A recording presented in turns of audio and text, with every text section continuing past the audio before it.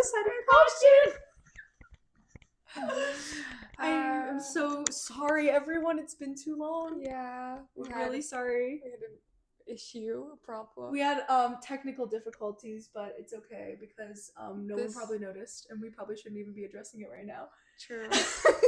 But we just want you all to know that we missed you, and this wasn't our intention. No, we're dedicated to being here doing and this. We have been here doing this. Yeah. Believe it or not. Camera on, camera off. We're here.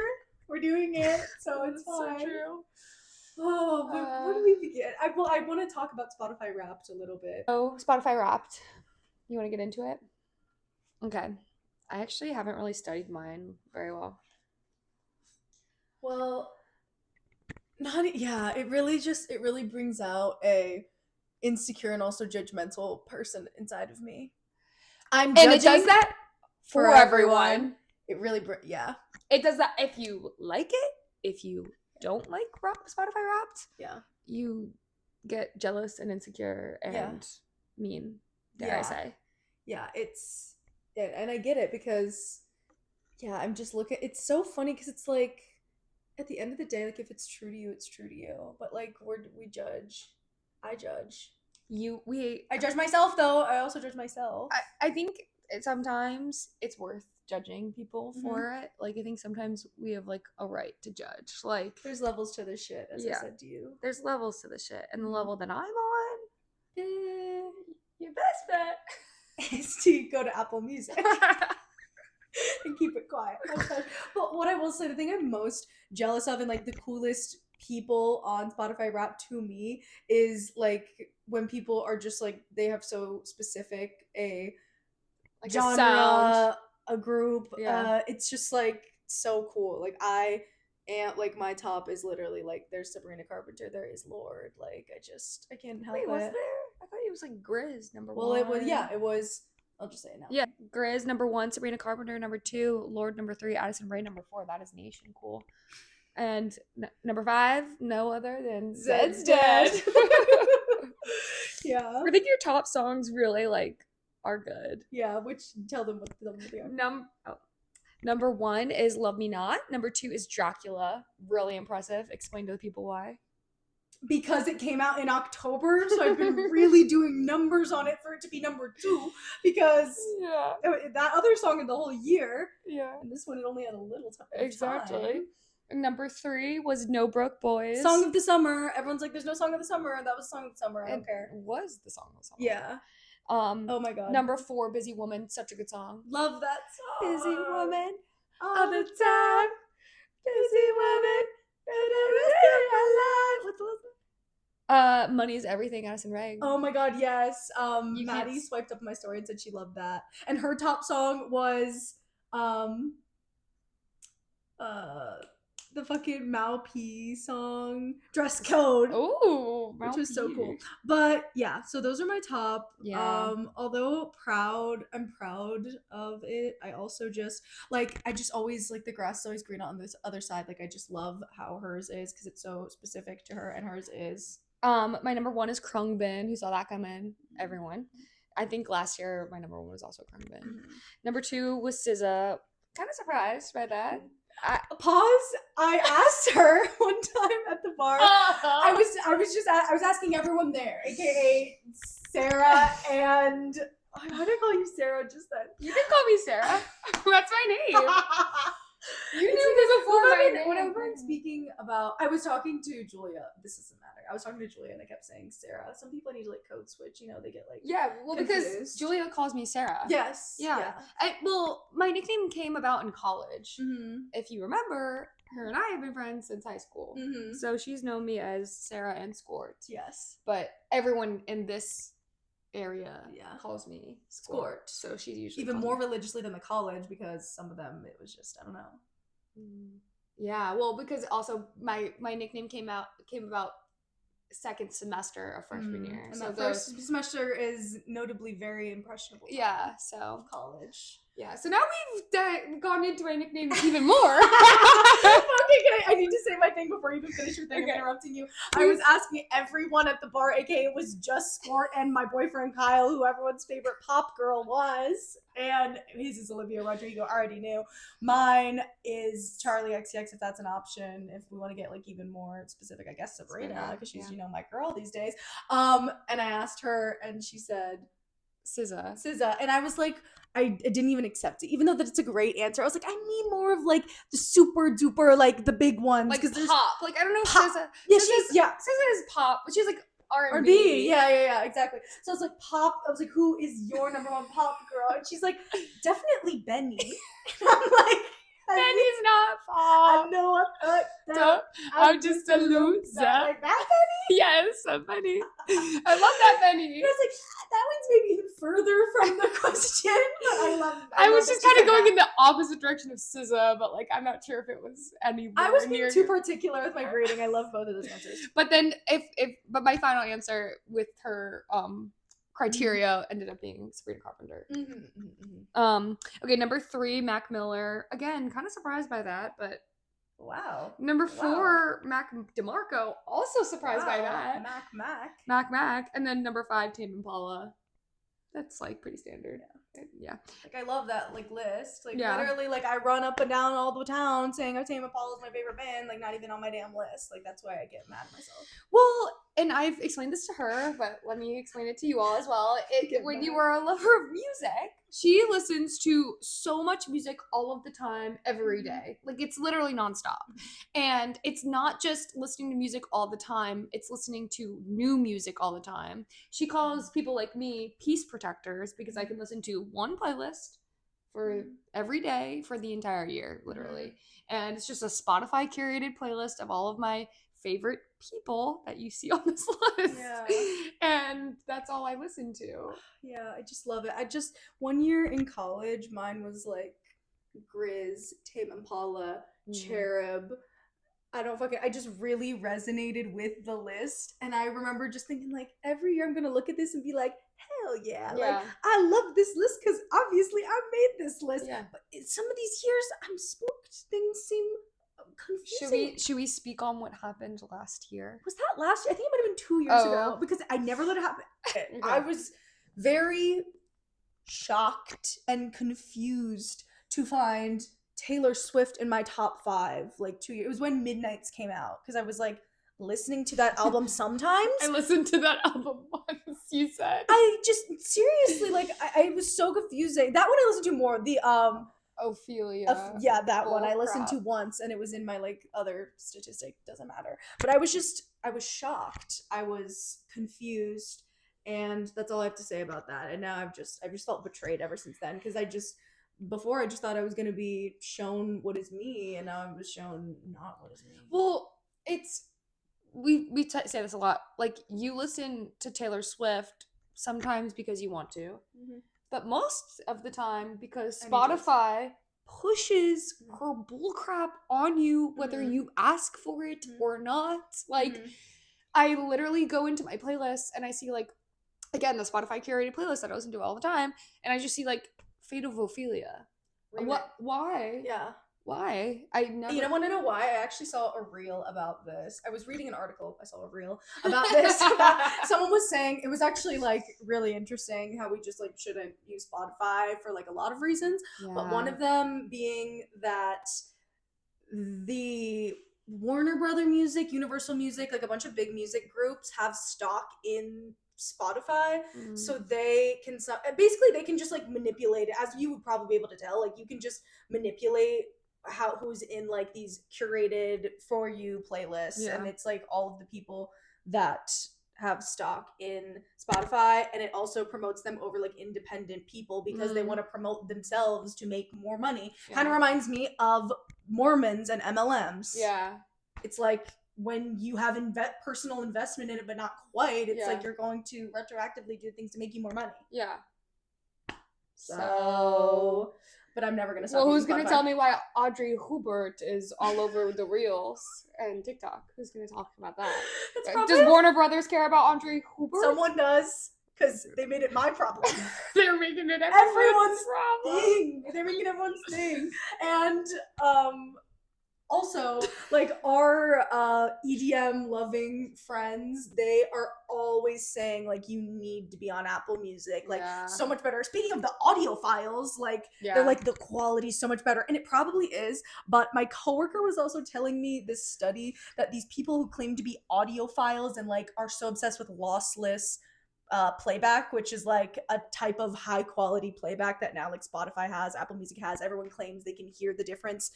In a study, you cannot. It's like it's just more high quality sound. Okay. Like the way it's streamed. Like I don't quite know the science about it. Yeah. But all of these audio files are like, this is it. They're like, this is it. And then when they quizzed them all, they could not tell the difference.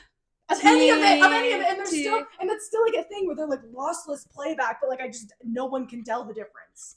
So I just don't have your ear. Like I know you're saying in this scenario no one has the ear, but you do have an ear because you talk about sound quality quite a bit, and I guess that's what makes you so good at what you do. But as a spectator, I'm just enjoying it. Yeah. Like regardless, in every scenario. This is really random, but I realized like I am a DJ. I love to play music beyond aux in the car when I'm playing it, whatever.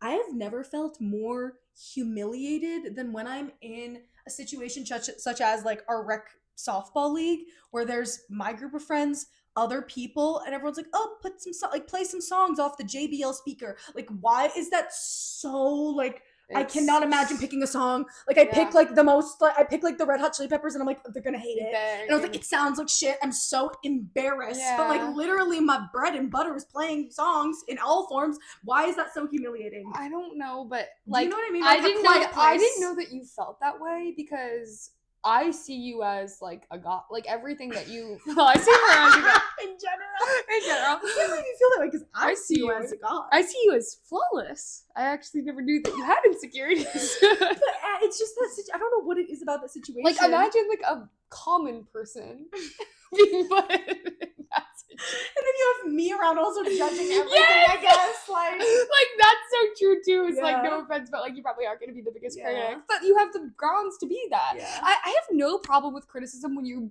can back it up with the evidence and expertise that you have. Yeah. Like my issue is like when people are talking their talk about my favorite sets and they haven't heard EDM before. Yeah.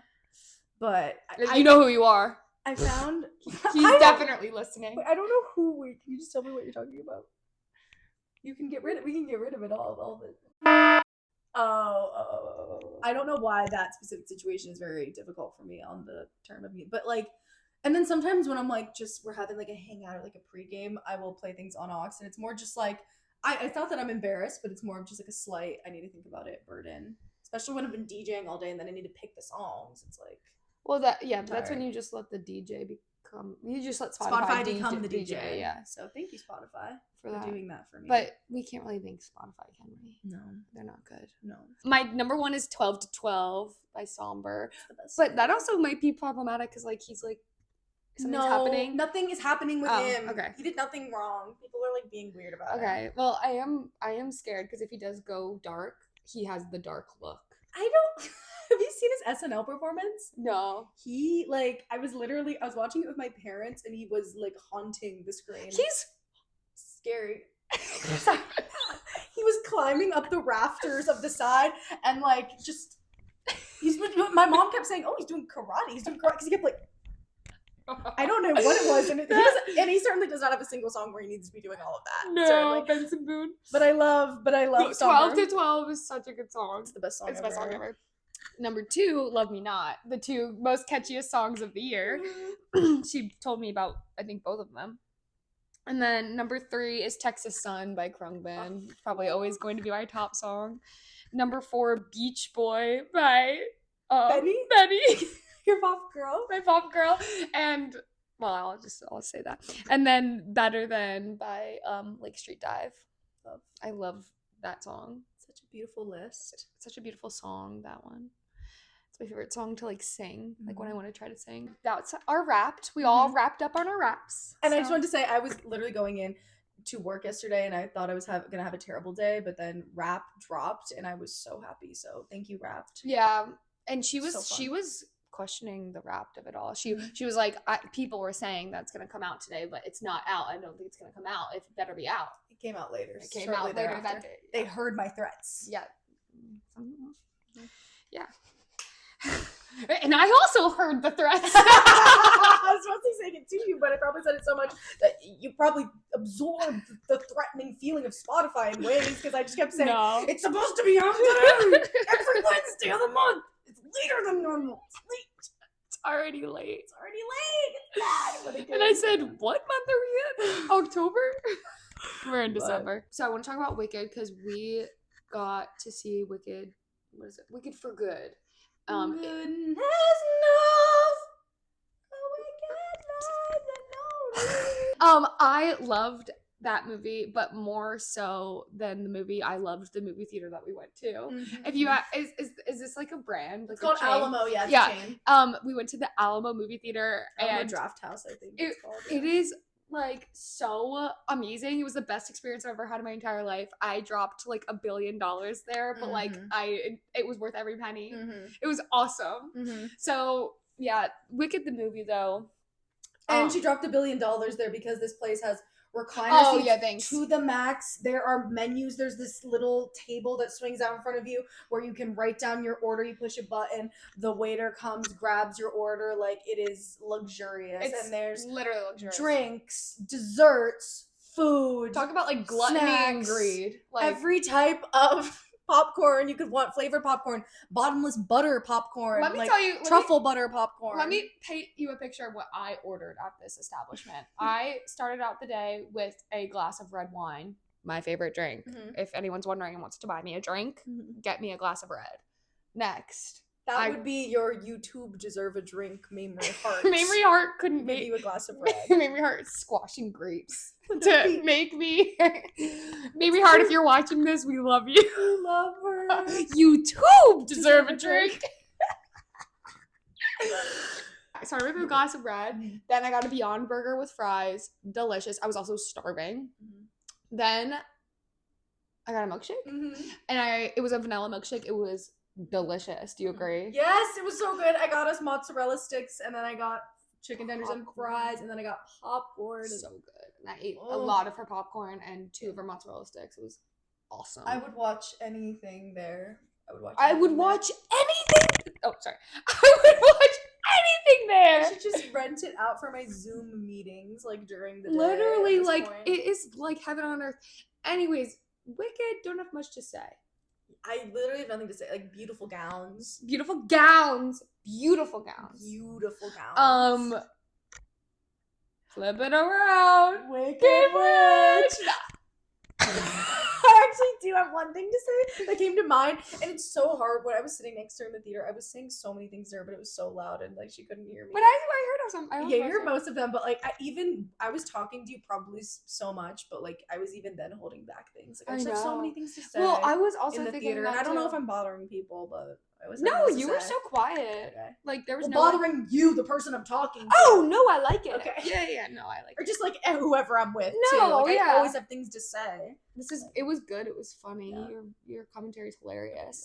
And like I just couldn't help myself. Like every time Madame Marble came on the screen, I literally had to go, Wicked Witch. I literally did that. I didn't say it. I just like her. The one thought that I did have was they should make the next Tomorrowland stage themed after Shiz. That's a good. Do you know what I'm talking about? Yeah. You know those like spectacle, huge, massive stage. Yeah. It should be or like Oz or whatever. Yeah, I think or like the Emerald City. Yes, like literally the middle of it can be the Wizard of Oz, the face, like everything. Like, yeah, it just, true. It so builds smart. itself at this point. It does. It does. And I was seeing so much. It just felt so Tomorrowland when they had all the colorful fireworks when the wedding was happening. Kind of reminiscent of the Zed's Dead fireworks that went off. Yeah, kind of reminiscent of that. We went to Second Contact, which is Zed's Dead's event, and 2-day curated event. Thank you. Yes. And Hampton Coliseum, which is like the best venue ever. If you haven't been, you should go. It's so fun. If you have been, you should go again. if you live in Denver, you don't need to go. Because everything in Denver is better when it comes to things of this nature. It reminds you of being in Denver. It's like a small little piece of what it feels like to go to Denver to see one show at Mission Ballroom. Exactly. Don't even get me started on Red Rocks. Denver is the best place in the world, and this is a little bit like it. A little bit like Mission Ballroom. A little bit. I mean, it's big, it's big. It's good. I mean, it's awesome. It's awesome. Yes, it is awesome. It is great. But if you're in Denver, you're fine. You can stay there. Don't worry about it. But if you're not in Denver, come to the Coliseum. It's awesome. Yes. So, anyways, now that we've got that ironed out, we went to Zed's Dead 2-day curated event. Second Contact. It was sick. We're not going to go into too much detail about it, but on the last day, this was the weirdest thing that happened. Like, besides this, it was just a great, like, 2-day event. The sets were awesome. It's a great 2-day event. What? No, I'm just laughing because I usually call it a festival, so calling it a 2-day event makes me laugh.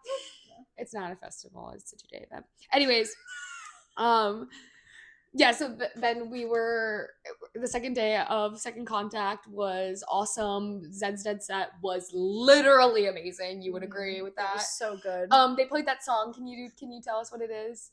Bongo bo, I went to the freetown on the bingo bongo boom boom. I'll play it right here. Baby, Mama was queen of the mambo, Papa was king of the Congo, deep down in the jungle, last I bang. So they played that song. And then we eventually decided to go up to the seats because my back was hurting and whatever, and no one cares. And then we were in the seats and it was getting to the end of the set, and we know the set very well.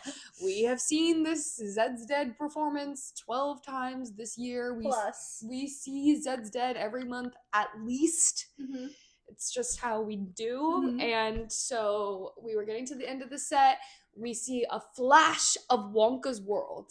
Literally just a flash. Because the song that Zed's Dead always ends on is the Pure Imagination remix, where it is a mashup of Willy Wonka's Imagination and... No, it's Imagination by John Lennon. Lennon. John Legend is... If I could name one person. Okay.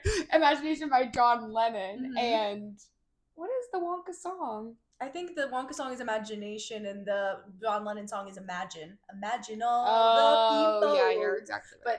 But either it's the two Imagination songs they always played. It's very beautiful.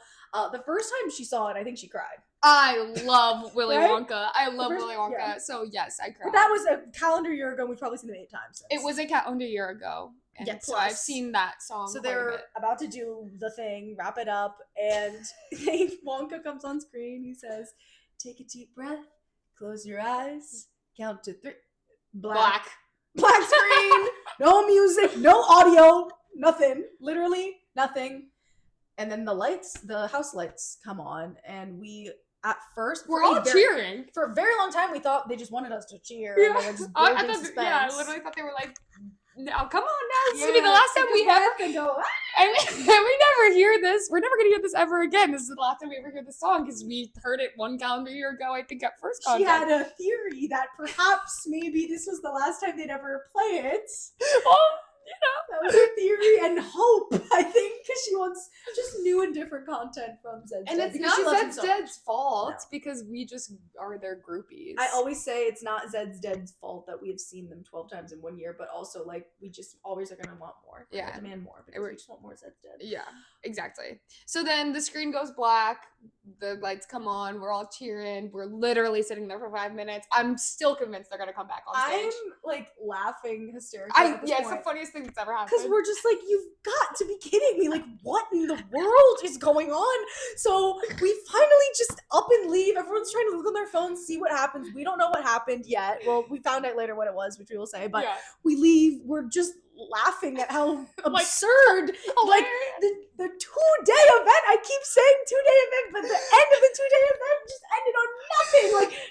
And it's no finale. Nothing. Just oh my god. And every time, that is the finale, that song, and we just knew what we missed out on, which honestly made it even worse. Yeah. Anyways, so then we're walking to find our Ubers, but the Uber situation is crazy because everyone's leaving at the same time. We're over by like the afters part, and we're like, whatever, finding our Uber. And then all of a sudden, fireworks just start exploding like 30 minutes after the incident occurred. And like they just are going off, and like it's again just adding to the absurdity of the situation. Like we will insert the video here. The power's out. Drone show, but I'm not the only one. It sucks. That means they planned this for everyone on the way out, and that was just.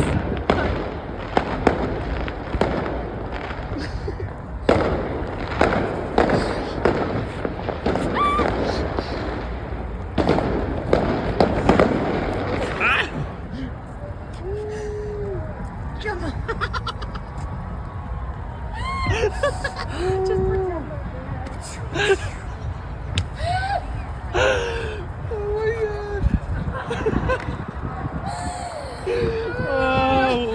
we'll cut it in.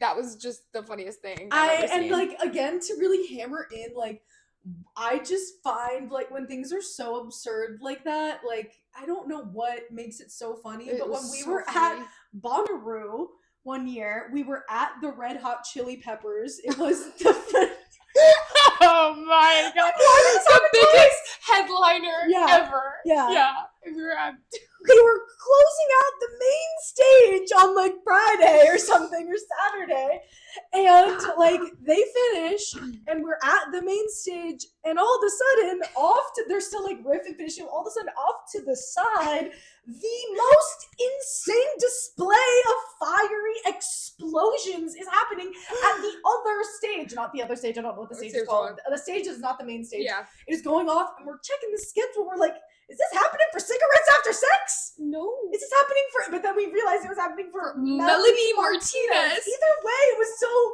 like, why are you doing this to the Red Hot Chili Peppers? Also, mind you, the Red Hot Chili Peppers, like, visuals were, like, under stimulation central. It was black and white, just videos of them. They're, like, no offense, old as dirt and perverts, so, like, they're not doing much. And then we take a gander to Melane's stage. We call her Melaine. It's a long story. We call her...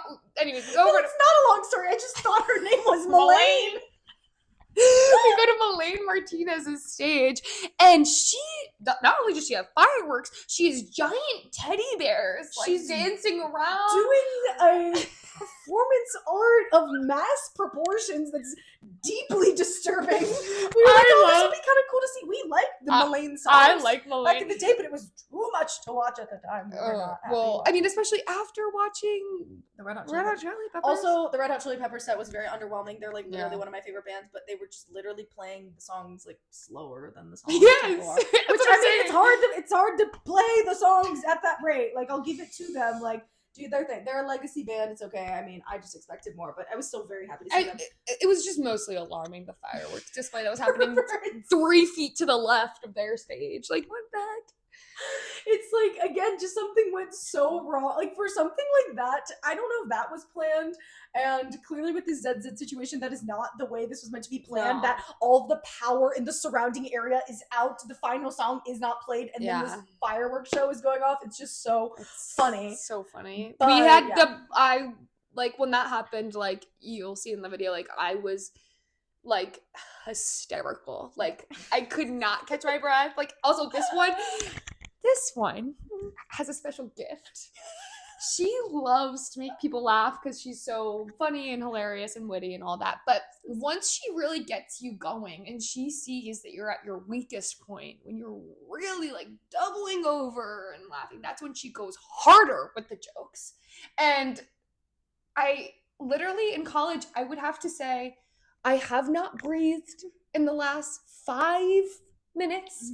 Please stop. I was on a roll after Addison Rae. I remember we were just laughing about probably the fucking 13 cookie tote from McDonald's. We were just talking about getting McDonald's cookies. But we were ordering McDonald's and I was just making her laugh for some reason. I was just like, making a whole big scene that like we thought we didn't get what we wanted, and she accidentally ordered extra M&Ms, but there was more M&Ms in the first one that didn't have extra, so I just kept repeating that, and I was like, there's more M&Ms in the first one. There better be cookies. And there was also a nugget container, and that was we didn't order the 13 cookie dough, but we did order 2 chocolate chip cookies. mm-hmm. And we open up the bag and we just see a nugget container. Mm-hmm. And we're like, I literally turned around and said, there better be cookies. And I just kept saying that. But when I was on a roll, she was bringing up how, like, when I make her laugh, I can't stop. Yeah. And in that moment, I think I said it to you then, and I realized, like, I can't help it. So, I like, know. you tell me to stop, and, like, I probably should. I literally can't help And it. obviously, I'm like, it's like kind of being tickled. Like, you like, it's kind of funny. It's like fun. But, like, sometimes you're just like, I cannot breathe. Like, I'm going to pee my pants. And if I need to stop, I need to get away from you, and I can't look at you, because if I'm with you, if I see you, and it won't even be funny in that moment. Like, I literally just go like, dude, like I literally like do the dumbest thing. Like, I just say the dumbest thing, but I can't help it. So I need to look away from her. It's just like something I can't help it. Yeah. You know, but Extra M&M's, my butt. yeah, I just like the joke was I said extra M&M's, my butt. Like, that's An extra 80 cents, my butt.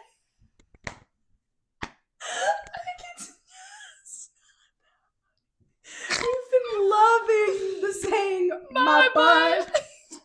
So let's speak on the elephant in the room. We're matching today. Yeah, it's not something uncommon, but We are literally always matching. Yeah, if we can help it. And usually we can because we often buy matching pieces. Not only buy matching pieces, we like to make custom tie-dye. Yeah, you'll see those for sure. We love to make little things. But like even like today, like I didn't tell her that I planned on wearing like a long sleeve underneath. So then I brought her a long sleeve just in case she didn't have one. Because I would have been left looking like an idiot if she wore the long sleeve layered and I was just left with a normal t-shirt. So yeah, I can have her looking like an idiot. We do that, so we match. Yeah. But these are special shirts. Yes. Because they say Hippie Sabotage. Very near and the dear to our Trailblazer hearts. tour, which we went to. Mm-hmm. And fun fact about these shirts. Oh, I don't think I did end up buying this on Spotify. I thought I did. We bought them at the show. I think we might have bought them on Spotify. Yeah, I was like, so I often delete my social media because I have an issue where I literally cannot get off my phone, and it's bad. So during this period of time, I literally had no social media on my phone. I don't even have YouTube on my phone, and only thing I have is Spotify. So I like am on Spotify one day and I get this like Spotify notification, Hippie Sabotage releases new merch or something. And she texts me, oh my god, like, have you seen the new Hippie Sabotage version? I'm like, yeah, I did. How did you see it? Like, you don't have it. I don't think Spotify told me about the new merch. I think I was literally on Spotify using it as social media, and I scrolled down all the way on Hippie Sabotage and I found the merch. Yeah.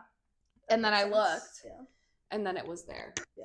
Anyways, that's really not that important, but we went to this tour. It was awesome. I've seen Hippie Sabotage twice.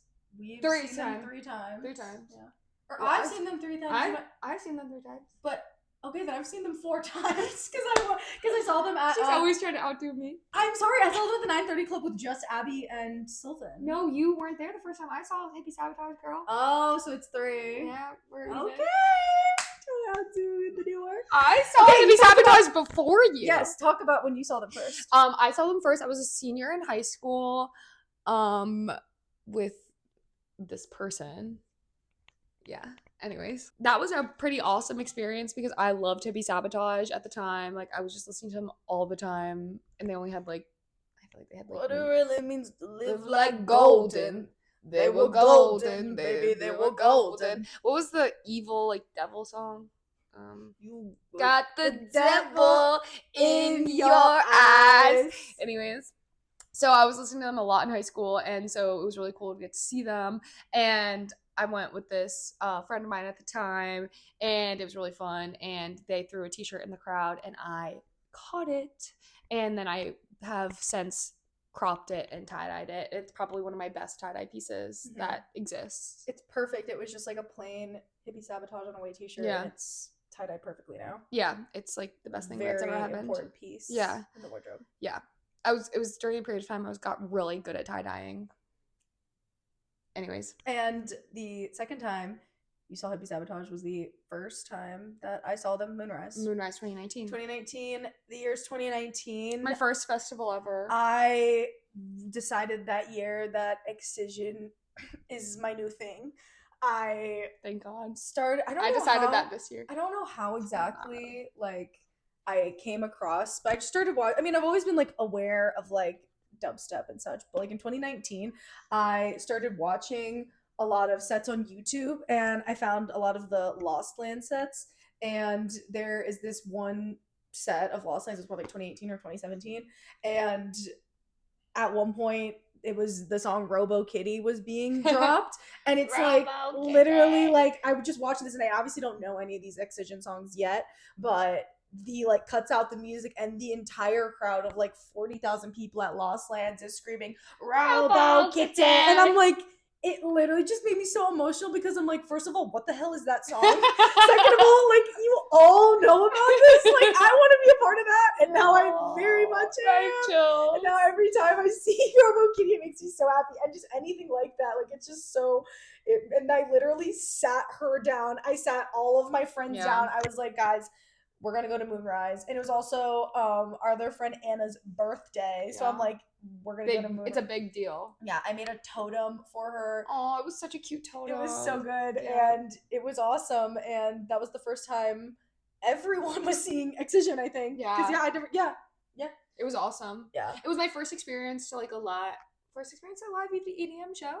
Is that accurate? It must be, yeah. Yeah. I just remember like walking from stage to stage, and I literally could not help myself from dancing, because it was just like, I don't know. It's just one of those things that like once it clicks, like for me, seeing this music live mattered so much to me, and like got me into it, really. Because you had showed me songs, like you showed me Grizz, like and all that stuff, and I would listen to Grizztronics like all the time, things like that. But like that really like got me into this. It was so sweet. It was so fun. Such a special time. Yeah. And Excision was like the last headliner on, or not even headliner, I don't know, was one of the last sets we saw in the nighttime. But during the daytime, I think maybe on the first day was Hippie Sabotage. Yeah. So unbelievably hot outside. Yes. So easy and unbelievably easy to just get to the front of the stage, because Moonrise is a predominantly EDM festival, but they used to have, it's gone now, but they used to have some like, Hippie Sabotage is like, I don't even know what genre they are, I guess like rap and electronic, I don't know. Yeah. But they had like some rappers, and like I guess they would kind of fall into that category, like they're not DJs, so like but there's also a guitarist. They're doing their own thing. But they would have like some like rappers and also just like some other acts, so it wasn't as popular as the EDM happening, so it was pretty open in this area. Also, I just kind of got that vibe from Moonrise in general. Like, it never felt like it was super like crowded. Maybe that's how it used to be, and then the last year I went, it was so crowded. Like Glow, not as bad as Glow this year was the worst crowd I've ever been in. Like, no. Well, it wasn't the worst crowd we've ever been in, but it was pretty freaking bad. But it was just like so compared to the other years, like I couldn't believe it. Ugh. Anyways. Yeah. But we were seeing Hippie Sabotage Moonrise 2019. They are crazy. They are crazy. They're like smoking blunts like before weed was legal. Yeah. Well, I guess that's not that crazy, but like they are running around the stage and often jumping off of the stage, telling people to mosh to their like to their like slow ass like chill music, like it's vibe. It's so good. Also, this is the first time I've ever mosh. I'm like, and we were. That was the first time I've ever like seen a mosh pit, been in a mosh pit, and we were going into mosh pits all day because I was just like, this is awesome. Like if you know me, you'll know that like I am meant for a mosh pit. Like I love the feeling of being close to people. I love the feeling like I'm constantly doing that to her because I just can't help myself when she makes me. I was doing that a lot recently. I was kicking you. What was that? I don't know why your foot was in my space, but it's very powerful because we've been lifting. So like the foot. Yeah, we're lifting, so we're getting strong. Actually, our other friend Anshul told me that too. He's like, I'm kind of scared that you guys have a dream of being strong because I'm worried about how your pushes and things are gonna become more painful. I'm And like, I would also just ask to like hit him in the chest for fun. Like that's gonna become increasingly more painful. I just love. Like, It just feels good sometimes. Anyway, Yeah. so moral of the story is mosh pitting is kind of like my vibe. mm-hmm. So that day, Hippie Sabotage was like, open up the pit or whatever Yeah. the fuck they said. Uh-huh. And open the pit we did. Yeah. And I got in the pit as a 19-year-old girl. Yeah. And one of them decided to jump into Kevin. the crowd. Jumped down. And just like on all these teens, like those He's demographic. old. He must be old. Yeah, no, he's got to be like late 30s now. And like he was jumping into this pit of literal teens. Like the demographic at Moonrise, like it was just very skewed more young Yeah. for sure. And like no one was ready for this. He just jumps on top of everyone, jumps directly onto her. Everyone falls down and is piling on Onto top me. of her. And I had got- 4 people on top of me. Yeah, I literally like pulled her out. Like I was so scared. I pulled her out, but he was still right there. And I literally grabbed him by the shoulder and I'm like, take a photo! You jumped on top of her, so take a photo! And I have a photo that I will put here. That's exactly how that went. That moment was so terrifying though. I was like, I just thought it could have gone really, really bad. Yeah, when this one gets like when your children get, In compromising position. yeah, you do not like it. Mm-mm. And you go straight to, yeah, and it's so Cynthia Erivo. Yes. If you guys know that clip of Cynthia like saving Ariana. Yeah. That's what she does. The Moonrise was the beginning of it all. And then, yeah, that was my first time, your second time, and then Hippie Sabotage. Yeah. And then we both saw them again At this tour Echo Stage. At Echo Stage. It was like a Tuesday. It was and awesome. It was so fun. Empty Echo Stage is like a rare treasure that no longer exists anymore. I saw a bunch of clips that Tape B came to Echo Stage like last week and we were like debating on going while we were out, but it sold out. I saw so many TikToks of people being like, it was so crowded. I could not move. No, it was It makes good me that feel better. It was that good we I'm did not there. go. And I literally even saw the crowd, like when the lasers on the people it literally looked like nobody was even dancing. Like it looked bad. The one time I've been at Echo Stage and I was literally like, this is the worst thing that's ever happened to me. Zed's dead. No. Oh. Chris that was Lake. pretty bad. Oh, yeah. Because Chris Lake. Zed's dead was pretty crowded that one time. What time? It was when it was Kyle's first time going to Echo Stage. I don't remember that being that bad. Because I remember Kyle. It was like Kyle was like. It wasn't as good as I wanted it to be. I was maybe just. I think you were worried. stressed about it probably because of Kyle. I wanted to have fun. Yeah. God, great time. Yeah.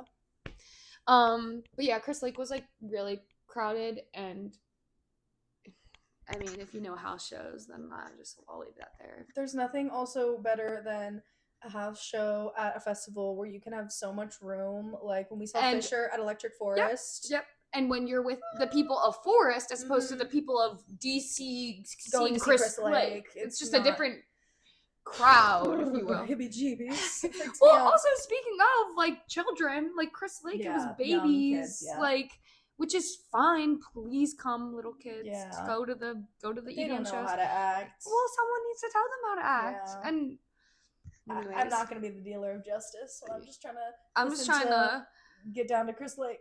Yeah, I actually didn't get down to Chris Lake. I had to leave She got prior. out of Yeah. Chris Lake. I was like, I got elbowed in the face and stepped on, and I said, this is where I have to leave. That show, I know you couldn't have done this, but if you just hold out until 3 a.m. when Chris Lake is still playing, it really thins out and you can really have a good time, is what I found that night. Yeah, I probably left at like 11. And you start literally disassociating because I was sober that night. I was so tired. Yeah, that like by the end of it I was sober. I was so tired, but it was fun at the end. Not in the beginning. It was terrible. Yeah. Um But we had good company that night. Yes, we did. And then the most recent time I saw them was at the 930 Club, my favorite venue in DC. I saw them and Why wasn't I there? you just were busy probably. You didn't live here. You know. But I went. It was a weekday as well, I think. It was like a Wednesday. And we're walking outside. It was me and my friends Abby and Sylvan walking outside, and they're just standing in the alley. And I'm like, oh, I guess we gotta go say what's up. So then we walk down the alley and meet them. And I might be making up figments, but I think I may have literally said, you fell on my friend to Kevin.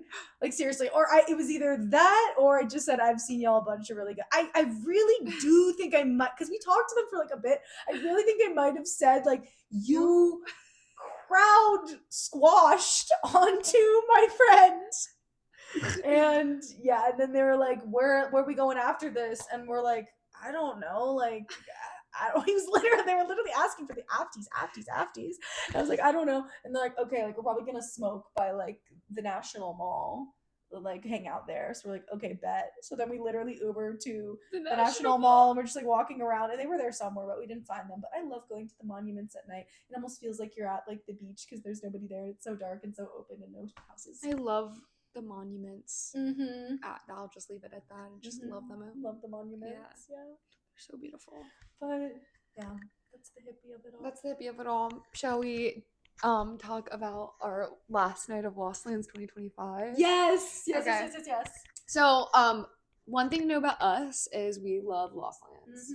Clearly we love Excision. We love Lost Lands. We've been the last 3 years.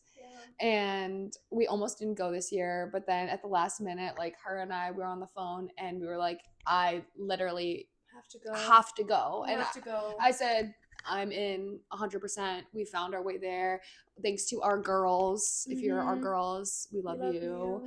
And we got to join their campsite, and it was our first like all girls festival too, which was like a piece I've never known.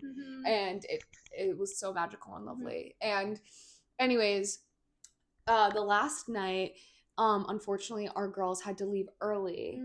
So we were there alone, which ensued quite an adventure because we had never really done that either. No, never been, it's like specifically never been alone at Lost Lands, but just like never been alone at like a festival of this scale. Like usually we're just in like a very huge group of like people we love, where people are in different places, we have places to be, like we can like, but in this it was literally just us. It was almost like haunting. I thought it felt as though almost like everyone we knew is dead. Yes. And we were the last people left on Earth, apocalypse style. And like, if you've never been to Lost Lands, the main stage like closes after the final ceremony happens. Like there's nothing that happens there. And then there's like after sets that are quiet, and at the other stages that aren't the main stage, the prehistoric But it stage. is quite haunting to have like the prehistoric stage completely empty and desolate, especially the last night of Lost Lands too. It's just like a vibe. Anyways, so we're getting food right by the prehistoric stage. Also, I just need to quickly say that Subtronics and Excision back to back was one of the best sets. It was the best set I've ever seen in my life. It was the best set I've ever seen in my entire life. It was the best set I've ever seen in my entire life. You are not listening. It was the best set I've ever seen in my entire life. Like, and I just actually will take a moment to talk about why it was the best set I've ever seen in my entire life, because like there are back-to-backs. Like, for example, there was like Zed's Dead back-to-back Subtronics that we saw at Hijinks. What? There are also back-to-backs called something along the lines of Crankity Bee Cat. Crank your bee cat? Like, not all back-to-backs are made equally, is basically what I'm saying. But whatever, but like Subtronics Zed's Dead back-to-back, you know, I feel like some back-to-backs, like the point of them can be like they're maybe a bit impromptu, like you're just taking turns, not really super pre-planned. But obviously not really the case with Excision for his big one at his big one. Yeah. So it was just like a perfect mix. It was a perfect, like every single song was like the Excision song and the counterpart Subtronic song blended together to make the most dubstep song I've ever heard in my life, played at once, but they complemented each other. Like everything was like a double. It was so good. Well, and also it's exactly like, I hate to say this as well, because obviously I mean you can't ever expect that type of performance, because when it is the best that you've ever seen in your entire life, it's just gonna be amazing and nothing you'd ever expect. But when I heard of the Subtronics B2B Excision set, I was expecting excellence. Yeah. Like, because when you put Excision, the best DJ of all time, dare I say, at Excision's Festival, the best festival of all time, with Subtronics, the best DJ of all time, what do you get? Yeah. The best set of all time. Say it with me. It was the best set I've ever seen in my entire life. You're not listening. It was just so it was needless to say, pure excellence, pure perfection, pure craftsmanship. People that are just like gods of their craft, like going geniuses. It was amazing, and also the crowd. Oh my! The people we were around, like the energy of everyone around us was just the same. Everyone was just truly. I'm getting goosebumps. Everyone was truly in awe and just so grateful to be there. It was like emotional, even though they're just playing like filthy dubstep. Like, and can I say, if you're listening to this conversation and you're like, damn, I wish I was there. Damn, I knew what that felt like. Go to youtube.com and look it up. Mm-hmm. Some godsend of a person filmed the entire thing, and you will hear towards the middle end of the set, or the end of the set, they have a conversation with the camera on, and you can hear the crowd, and I could cry. It was like I think there will probably be an official like recording of it released at some point, because it's probably gonna come out like a year later, but this was like a person filming in the crowd, and it was like the music was quiet, like it was literally after like a mashup of like Oxygen and like it's like the Subtronic song, just like a very like emotional Subtronic song, and it was like really quiet and like beautiful and chill, and I think someone says just like, I love you guys, and then someone says, "This is the best set I've ever seen." Yes, and well, they say like this is the best crowd I've ever been in, and we're not even doing it justice. You you literally have to go see it. Like watch it and listen to them talk, because that's what it felt like for us to be there, and we weren't there. We weren't where they were. Yeah. So like it's just amazing to know that like is that what a flow state is also? Or what I think that's like a collective, like a collective magic, a collective consciousness. Collective consciousness, and it was the best thing I've ever seen. It was so beautiful and amazing. And so that just happened. Now everything after this in our minds is like, this is just extra. Yes, we're just living our life. There was a little secret stage situation where we were told in the beginning of the week, if you got like a golden egg, you'd be admitted into the secret stage. There was like a little maze you could go through, but everyone would line up to try to get in every day. And like last year there was another secret stage where if you just lined up, they just let a group of people in. So we're like, let's just try to get in and see if we can get in. We go through the maze and they're not letting anyone in basically. And when they had the secret stage last year, or maybe 2 years ago, I don't know when they had it, that it was near Wampywood, so it was at the bottom of this really big hill where there was no other stages. So if you wanted to peer in on the secret stage, they did a really good job of hiding it. Like it was really hard to find. But we found if you climbed up this hill and looked down, you could kind of see where the hidden secret stage was. And people were trying to peep in and see what was going on. And they literally were like shooing them away so they couldn't see because they wanted to be exclusive. Couldn't. It was very exclusive. They did a great job. You could hear it a little bit, but you couldn't even really see it. But there were so many people that just wanted to hear that music that we were all just sat there, and I called it Loser Hill because we couldn't get into the secret stage. Like we were so confused. So like we're just like fucking waiting for the scraps. Like it was so sad. And lo and behold, there was a loser section for this secret stage as well. And we found ourselves there. I swear the moment we went through this maze and almost got in, it was like Subtronics and Excision and Bowling were inside of there because it was like the best music I've ever heard, and that's why some people were dancing, but I just couldn't be in that loser no vision area anymore. Not everyone isn't a loser, but you're kind of a loser because you want to get in. You're a loser.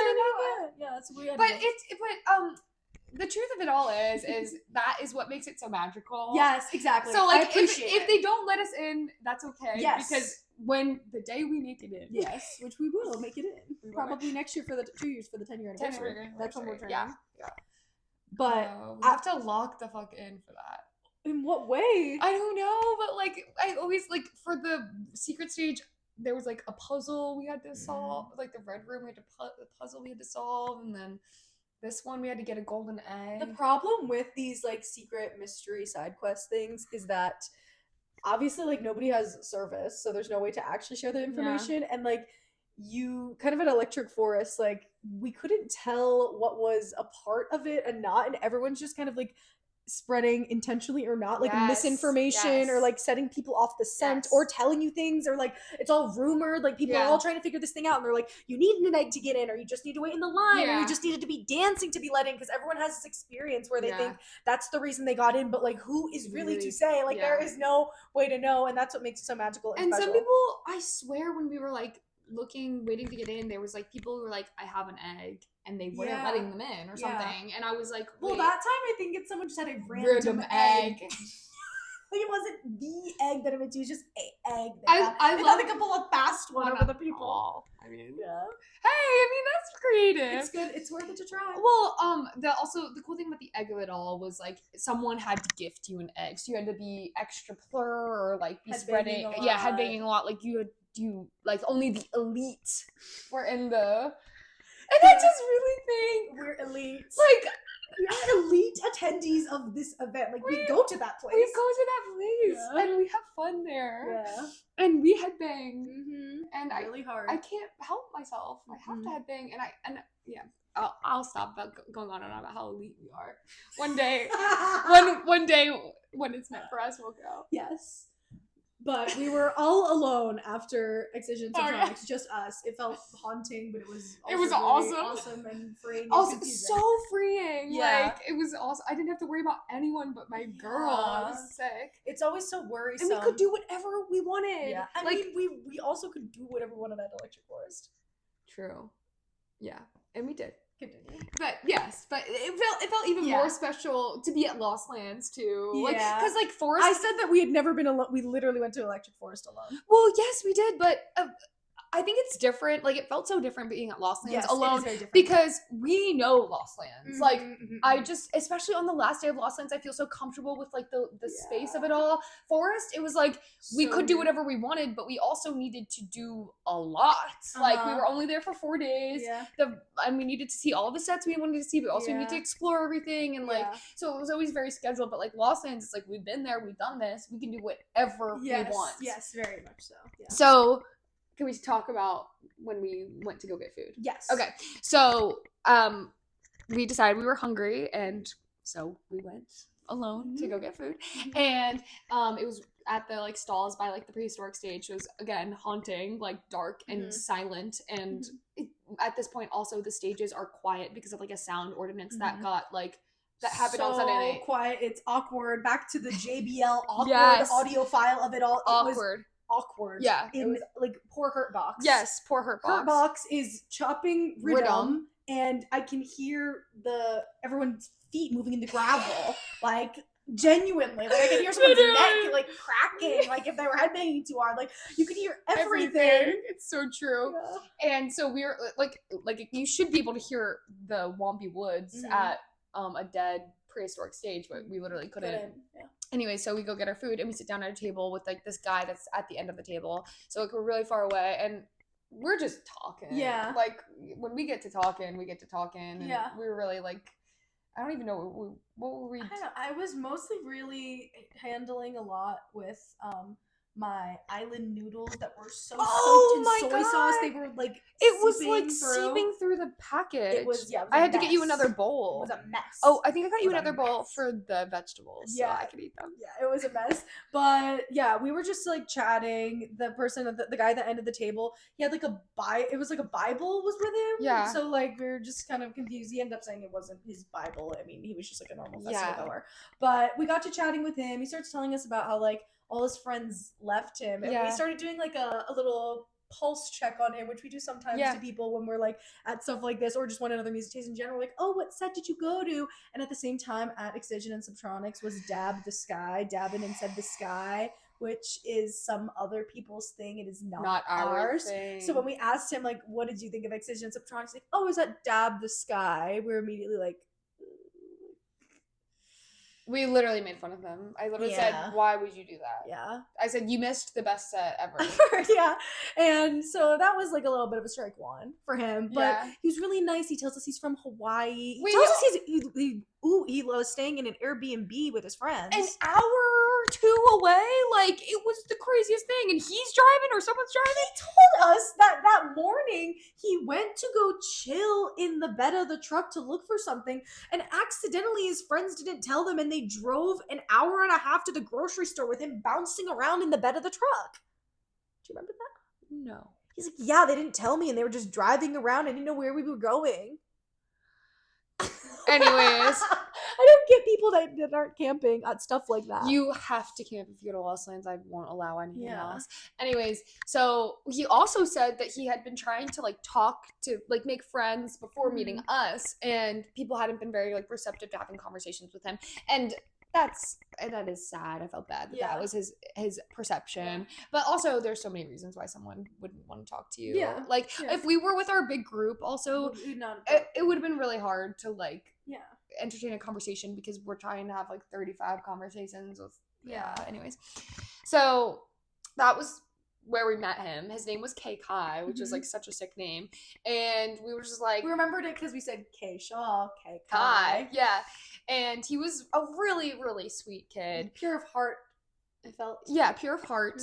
Even though he did go to the dab in the sky. Anyways, dab in the sky.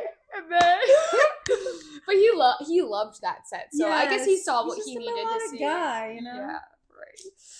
Crying or whatever. Go sing to someone who cares. Anyways. So then we kind of were like, okay, like come with us. We're going to see like her box or something. Yeah, or we should, I don't even Dead Room. Which I didn't like this Dead Room set. Well, we were also like sad with Kai. It was like really intense, like techno. Yeah. So it was still interesting, but it wasn't my favorite Dead Room set. I love Dead Room at Rue. Yeah, Dead Room at Room was awesome. Yeah. At Rue was awesome. Dead Room at Room. Dead Room at Rue was awesome. And so we took him to Dead Room, and we just kind of like sat in the back because it was the last day last night, and we were kind of tired, and we weren't like completely vibing with the set. Yeah, we were like, we're going to Dead Room. He's like, okay, I'll come with you. And like we were walking there, like I was saying to her, like I had this like he was very nice. We were open to conversing with him. We told him where we were going, but on our walk there, like something comes over me where like nothing went wrong. Like he didn't do anything wrong, but I just immediately I'm like, that's a stranger. Yeah. There is a stranger, and is this okay? We might need to lose this freak. Like, and I don't know what there's nothing he did that triggered it, or I don't know what it was, but just like being in that crowd, like I just suddenly get it. I'm like, this is not safe. He was safe. Like there was nothing wrong with him. He was fine. Well, again, I think it's the haunting atmosphere that like. So I'm walking and I'm like, it's supposed to be my friend, and then it's Kai that I met 10 minutes ago, and it was kind of funny. Like I was like, oh, we made a new little rave fan, and I'm like, who is that man? I'm like, I get so scared. Well, also like we're walking by Hurt Box. It sounds like it's on volume 2, like mute, and so we're like talking over Hurt Box. It's again the vibe is awkward. Strange. It's awkward, like it's weird. And we're talking to Kai. We're overthinking everything. We go to Dead Room. We're sitting on the ground on my pashmina. Just chilling. Mind you, Kai is also on the pashmina. He's a part of it now. Like she laid it out, and the three of us are just sitting there, mute, not even moving. We decide then to have like a haul of our trinkets and just start to look at all our trinkets. And then in front of us is this other gentleman going berserk, but he was very loose about it. Dancing very loosely in the hips and the body. And I don't know how he got into our conversation, but I think we called him over. Hey, you! What's your name? Like, we're like, new friend. So then literally 1 second, I'm like, I'm in danger and I'm so scared. The next, I'm like, let's keep this fam growing. Let's make the rain fam a little bit bigger. There's always room for one more. Like, literally. And there was. Yeah. So then we met Dominic, and he was awesome as well. Yeah. very kind, and we were having a big trinket haul, and that was his thing. So he had trinkets like I'd never seen. He It whipped out was- this laser pointer that the light was a dino. It was like our it was a right to walk. ring. It Yeah, was a a ring that was a laser pointer of a dino. Like, come on. oh my god, That's like top tier. That's literally like proposed to me with that ring. Anyways, he had a clown nose. And like he whipped it out so perfectly too, like literally magician. Like at one point, sorry, it's just like he had didn't he have a squeaky with it as well? Or he No. found the squeaky. Oh, he just like whipped it out and it was shocking. It was awesome. And then he had like this whole ecosystem on his pack. like a lot of toys and lights that looked like flowers all Yes. like draped around his hydro pack. Yeah, it was like perfectly curated. Also was wearing a pashmina Hoodie. Jealous. Oh my god, yes, I need one of those. It looks so chic. And so we immediately were like, you're coming with us. Yeah. Like, you're coming home with me. Yeah. And soon thereafter, Kai also went on his way. I think he realized. we kind of told him to. No, I we think. didn't. I think no, we didn't. I think No, we didn't. Wait, I didn't think so. I thought he think just knew. I just don't think we we didn't say anything. I think he just knew. But we were like, okay, it was so nice meeting you, and then we left. We didn't tell him where we were going. He left before we even got up to leave. Really? I swear, yeah. Okay. Because I just remember thinking like it was so like Natural. perfect. Like it was just like Whatever happened, it was natural. It wasn't Yeah. it wasn't like I didn't feel like we were like kicking him out of the No, fam. I think he just knew that the fam had expired. Yes. Well, I think also we brought him to Hurt Box, right? And he like Yeah. sat in the sky. And we wrote, dead room. Yeah. Oh yeah, that's So it. he And was we also done. brought him a little bit to Hurt Box. Well, that was Shivers actually. Oh, We went to Hurt Box by ourselves. We went to Shivers! Hurt Box by ourselves Oh my before we gosh, got the food. Shivers. So then Dominic came with us, and Dominic Mhm. was a part of our fam. We went to the crater. It was So I was like, silent. it's time to go to the crater. There was like maybe like an hour and a half left in the entire night. So we're like, we might as well spend it at like the heaviest place we can think. Let's go to the crater. We go to the crater.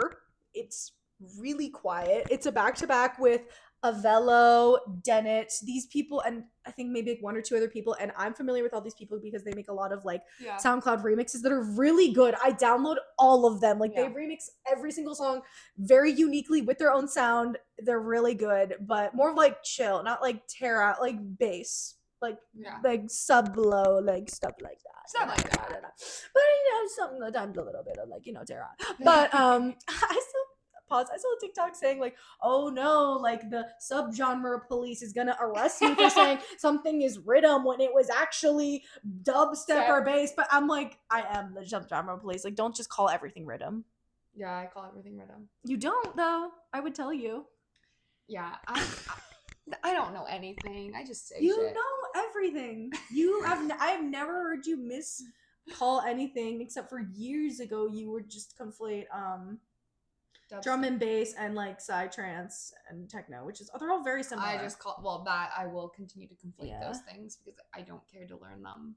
It was yeah, that doesn't matter. But we were at the crater, so we thought it was gonna be heavy stuff. It was not. It was good though. It was really good. And then they played the entirety of Of Roses by the Chainsmokers. I was loving it. it was but awesome. again, you just hear everyone Everyone singing. singing. Like why It was was it so awkward? haunting. And I could hear everything. I could hear the person next to me breathing. It- So awkward. we were having full blown conversations, getting to know our We new took friend. out our earplugs Oh, finally. thank God! Yeah, that's something I'm Too grateful quiet. for. Yeah. That was whatever. But then we were like, okay, we kind of need like a change of scenery. Like, what Mhm. should we do? It also should be said that like it's really up in the air if Dominic is gay or not. Yes. Can I say that? Yes. So yeah, we were just it was something that like it wasn't like I needed to know, but like just when we first Well, to be clear, I needed to know. But like when we first met him, like I think would you agree that like upon meeting him, I thought, oh, like this He's is like our gay. new friend that is gay. Yeah. He's our new friend that is gay. I thought And then I as thought time it went was on- like 50-50 at first. And then as time went on, I was like, because maybe just like the way that like they were talking to, I was like, oh, like maybe like there is a part of him that could be interested in a woman like this one. like this one. So I was like, okay, maybe I just don't even think about it. But it was like when we met him offer up. I'm like, oh, like Yeah, that's a gay guy. That's my He's gay gonna friend. come. He's my gay friend. Yeah. Like, let's go hang out with him. And then as time went on, it was less of a jarring switch that I turned on K Kai with, but I was still just like, I was thinking, I was like, what is going? I was overthinking as well. Like, I was like, what is his? Is this good? Is this bad? Like, what's going on? Yeah. But I enjoyed his presence mostly, especially. Yeah. Yeah. I mean, I did too. And she did too. And we were having fun. We were like making jokes, laughing, Yeah. and then we have like 30 minutes left. We were like, let's blow this popsicle stand of the crater. Yeah. And we're looking at the lineup, and there's something called Excision's Team At the Raptor at Alley. Raptor Alley. And I was like, I mean, how can that not be good? Like, Well, and to paint a picture for you, Raptor Alley up until this point has been playing bull crap. Mhm. No offense to those who played at Raptor Alley, It was but it was techno. techno bull crap. So Yeah. I was like a bit wary, but if it's Excision's Team, it can't be bad. if it's Excision's Team, I think they know a little bit about And so We go there, we find out Excision's Team means exactly what it says. It means it is Excision's team, the people who work for Mr. Excision. Excision himself. Yes, and like I guess also work at the festival. And mind you, if you know anything about Lost Lands, there's always 55 billion people on a stage at once. Mhm. There's the famous B2 that Pre-party. pre-party. Like 50 million And, people on the stage. There's Everyone- literally like I've seen TikToks of people talking about that where they're literally like you wait in a line to play your one track. Yeah. Like when you waited in line, it was like the DJs because they're literally waiting in line to Yeah. take turns. Yeah, it's crazy. And so we get to Raptor Alley. It's The zoo, as Kyle would The call it. stage is so small, also, and it is completely full of Yeah. people in my memory. And they are playing the hardest shit Mhm. I've ever heard Yes. in my entire life. Like, so good. it was so good. Like, Yeah. and also this, because the stage was so small and there's like no one there, it felt loud. Mhm. Louder. For one, yeah, Louder than the everything else. Crier. Yeah. It was awesome. It was awesome. And I might insert the last song that they Yes. played here.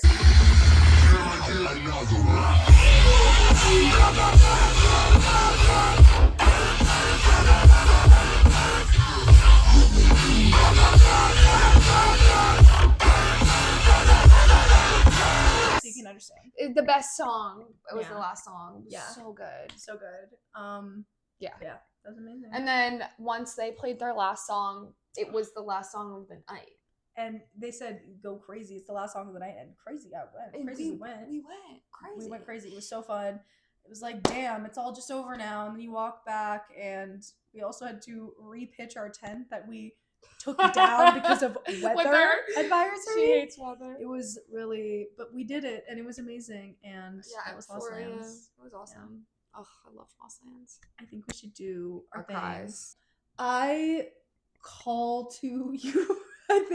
I think you should either like if you're about to like go to a dinner or go out with a friend, I implore you to place like a motif or a theme on the night, whether that just be like it can be as simple as like your girls and like we're wearing like skirts and halter tops, or it could be as abstract as like tonight we are going to emulate the vibe of like 2002 The Jersey Shore. the Jersey Shore, Yeah. like whatever it may be. Like I just really love when you create an essence. Like when we went to Addison Rae, like we were Yes. trying to embody the vibe of Addison Rae. So Yeah. like we were wearing like clothes. There that were, are like, no rules. there are no rules. Like, there was no Mhm. rules about our fashion. And over about our fashion, and you just feel like if you like embody the spirit of something and you just like keep that in mind, something that inspires you, like it could be a song, it could be a movie, it could be Yeah. an actor, it could be anything, something that inspires you and try to embody their spirit when you're about to go out on the town. It's just like It it's creates so fun. a sense of magic to Mhm. your night Yes. immediately without Yes. really. You can even like play some music that's like And- similar to the vibe. And you like, don't have to put any pressure on it either. Like, it wasn't like we No. went into the night, like, obviously when we went to Addison, we like wanted to like show up and like look like good Embody for our Addison, girl, yeah. but like we just pulled our pieces and we Mhm. put them together and we styled ourselves Yeah. and we felt tea, we looked tea, Yeah. and the whole vibe of not having a rule with fashion was so Mhm. freeing and Mhm. cool and fun, yeah. and really created beautiful outfits and vibes. Yeah, and even if you were just going to like get coffee somewhere, like literally just like embody the vibe of like Paris or something. Like if you do like, a Yeah. simple thing where like you're embodying it and you're like living as such, you're Yeah. in a different place, person, vibe. That's Yeah. mine. I love to that. action. That's such a good call to action. Thanks. Okay, let's get into our cries. Yes. I have a happy cry. I haven't thought of a sad cry yet. Okay. My happy cry is I am reading a book because of this woman, and it is called Down the Rabbit Hole by Holly Madison. It's about her experience as Hugh Hefner's girlfriend. And I have been in a reading rut for quite some time, and like months and months and months, and that really bothers me because I love to read, but like I just haven't been vibing with any of my books recently. This book I just love it. Yes, because it's so interesting. It's so interesting. I love everything about the Playboy Mansion, like the story of it, the lore. Mostly this woman. She like, doesn't love everything about the Playboy Mansion. I don't. I love learning about all of the information of what Yes. happened at the Playboy Mansion. It is so interesting, Yeah. disturbing. Yeah. Yes, I agree. And She does not love everything about the I love what the Hugh Playboy Hefner Mansion. did. Bring that back. Yeah. Wait. Bring that back. Hey, who's that next old guy that's gonna date all the blonde hotties? Because I love that. Anyways, it's such a good book. I love it. I love memoirs too. So if you like memoirs, it's a good book recommendation for you. My sad cry. I don't know if I can really speak on this because it kind of has already came and passed, but we were supposed to go on a double date. No, I think that we should still sit in that. Okay, we were supposed to go on a double date. Yeah. And it didn't happen. work out. We're really excited about it. And you know, you're getting to know us in time. Our relationship matters to us. To say the least. Yeah, and we have never had the opportunity to go on a double date. However, Tragic. It's tragic. And like, because we would just thrive in that environment. Like, us with like our counterparts, that would be the best thing that's ever happened. Yeah. But so we're mourning that still, but it'll happen. It'll happen probably sooner rather than later. Yeah. And so that's something I'm sad about. My town cry sad is I'm just not. I don't want to work. Oh, I was gonna say that. I don't want to work, especially going into the new year. Like I know everyone says it's the time is so fake. hard. It's everyone says it. Even the people at the office are gonna say it's that time between Thanksgiving and New Year's when no one works, and it's just like, what are we even doing at this point? And it's still the darkness of it all. Like time-wise, Literally, it's like I came back on Monday and I was literally like, I can't do it. how am I meant to do it? Like I sat at my computer, I looked at my to-do list, and I was like, this ain't gonna happen. If it doesn't serve you, set it free. So this is why I'm turning in my resignation. Just kidding. Thank you to my job. We're so grateful for our I'm jobs. so grateful for my job. We are grateful for our jobs. Yes. We are. Yes. And it gives us the freedom to do this. Yes. My town cry happy is that I've been having so much fun going to the gym. I've been so consistent, I'd say. I think we've done a good job. I love that that's your happy. Yeah, it makes me so happy. It's like it's such a great way to start the morning. It makes me so happy. Yeah, and I struggle waking up sometimes, but like it's just so much fun. And also I'm just so grateful to have a workout thing that's just like building to like a positive mindset goal. Like I feel like it's so hard to not be like hard on yourself with like working out or and being consistent with or it anything too. about that. And like it's when you're by yourself, like I loved like my workout classes I did, but this is just so fun and I feel like we're doing such a good job. I completely agree. I feel really happy and strong. Yeah, I feel like we're getting stronger every week. Same. Yeah. So, you know, when you see us in a month and we're jacked as you're gonna see us as the bouncers at your local club. We will be the bouncers, and we'll handle business. Don't worry. I mean, you got a problem, just call your girl. We're gonna hug at.